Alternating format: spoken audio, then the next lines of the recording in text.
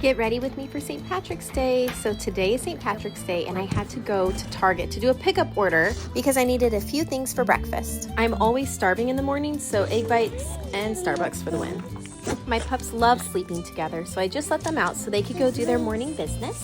And now it's time for me to unload my Target order. I had to pick up some eggs and ham and then some skincare items. I love the Mel Robbins podcast, and so she taught me all about brain dump. And so this is something that really helps me stay organized every morning, is to write all my tasks for the day. Can't forget my morning cuddles. James did dishes while I popped a loaf of bread into the oven to bake.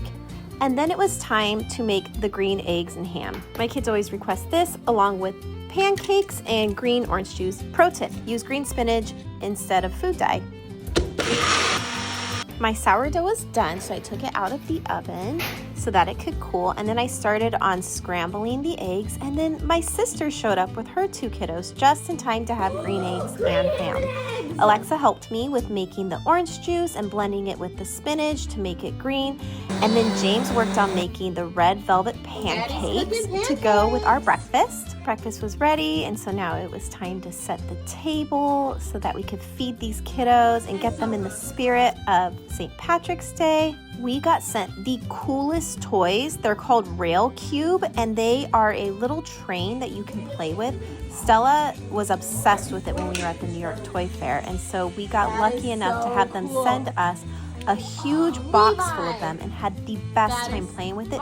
I jammed my thumb yesterday when I was gardening, so my sister was so kind to do my hair while I got ready. I think I might have done my eyebrows too dark, but that's okay.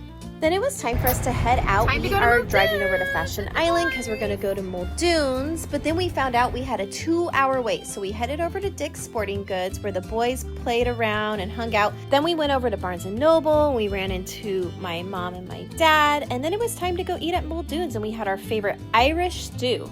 St. Patrick's Day is such a fun holiday, and I love getting to share it with my family. What do you like to do for St. Patrick's Day?